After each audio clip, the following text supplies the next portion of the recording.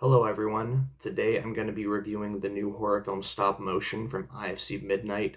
This film is directed by Robert Morgan in his feature-length directorial debut, and it stars Aisling Franciosi as a very talented stop-motion animator who, after the sudden death of her very controlling mother due to the nature of a stroke, finds herself at a creative crossroad as she's also soon consumed by the mad nature of her own art.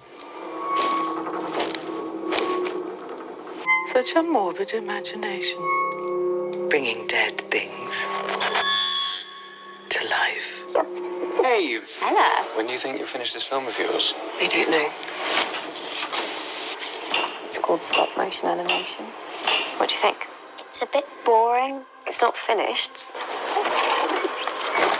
There's someone coming. Do you want to hear the next bit of the story?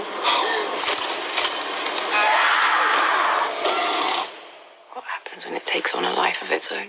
So due to the subject matter here, this film is a hybrid of stop-motion animation and live action. However, even the animated segments here are obviously geared towards a more adult audience, this being, of course, a film that's going to be on Shudder pretty soon.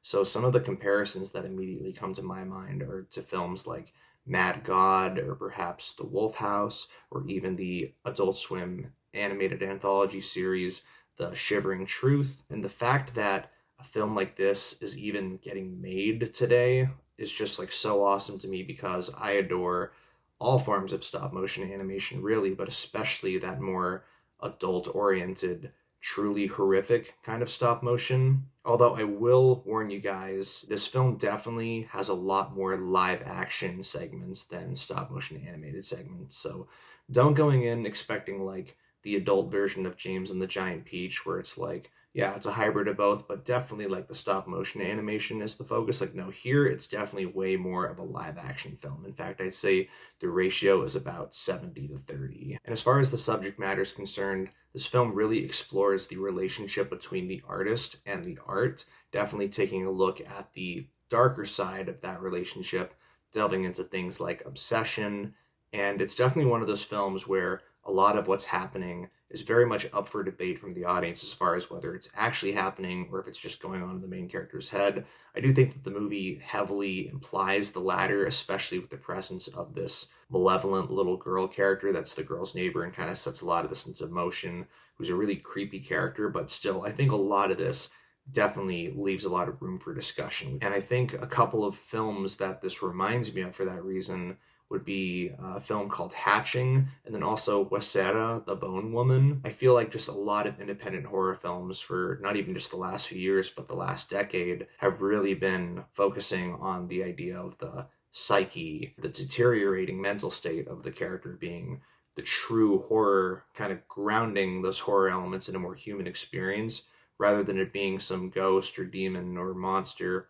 And I feel like these films are really taking inspiration from maybe like Roman Polanski's Repulsion in that way. And I do think they do a really good job of exploring that dark side between the art and the artist that comes across very clearly through the visuals and avant-garde imagery. I think, though, where this movie gets a little muddy is in its smaller ideas within that basic framework that, like, on their own are probably fine and, like, they're definitely clear and it's easy to see what they were going for.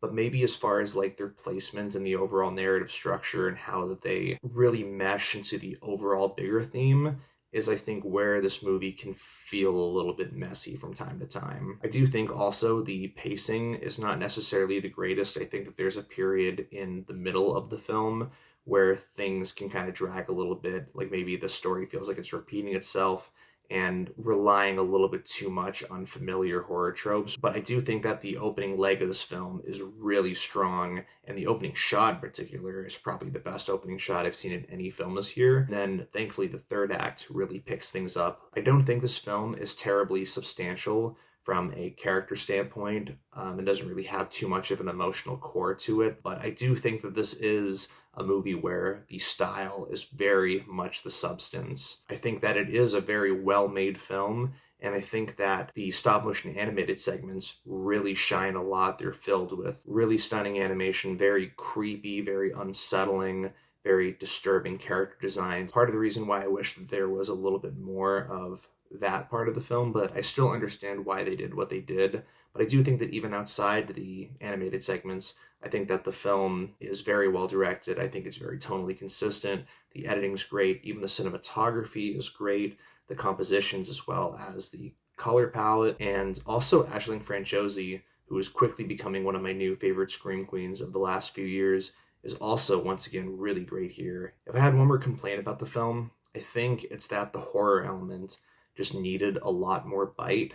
I think that this film is really not that scary, hardly at all. The animation could have been even crazier. They could have done some more really weird stuff with it. I think that the more gruesome scenes could have been a lot nastier. I think I just could have felt a lot more urgency behind the main character's downward spiral. But still, by the end of the day, I think this was a pretty good film. I think it is the type of film that I should love. It feels really up my alley, and I really wish that I did love it, but I simply liked it a lot. I think it could have been better, but I still am glad that a film like this exists, even if it's not like the best thing I've seen, even if it doesn't really compare to the films I mentioned earlier. I do highly recommend Mad God and The Wolf House if you haven't seen either of those. But I still think that this is really solid and it's worth checking out if the premise sounds intriguing to you, or if you like really weird out there cinema like this. I would say give it a go. I don't think you need to rush out to theaters to see this. You could maybe wait until it drops on Shudder, and then I do think with managed expectations, it could really be worth your time. I'm going to be giving this film a 3.5 out of 5. I think it's pretty good. I hope you guys enjoy it too, and that's going to be it for my review. Thank you guys, and I'll see you in the next video.